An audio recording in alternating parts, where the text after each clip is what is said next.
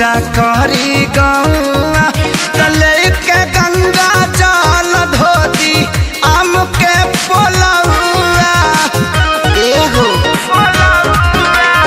सुनिया रउआ घर ही पूजा करी गौआ तले के गंगा जल धोती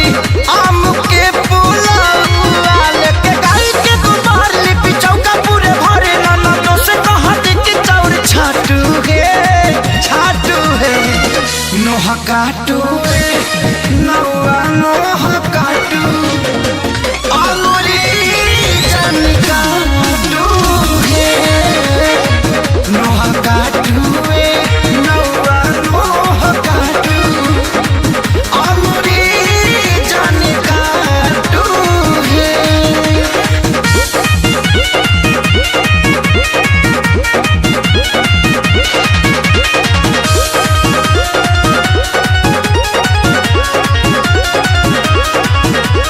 सेवा में ना कमी होखे मैया अइली घरवा जादो जी लैले दूधावा उतारला करहावा सेवा में ना कमी होखे मैया अइली घरवा जादो जी लैले दूधावा उतारला करहावा सुन सही खेसारी गलती करला ना भारी आ सुनील कमल के डाटू है नोह काटू